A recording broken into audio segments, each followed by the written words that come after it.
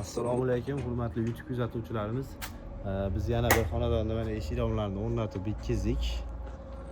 Bu yerga Akfa alyuminiy Allox 1 seriyada Alux antrazit ranglarda eshik romlar qo'yib berganmiz.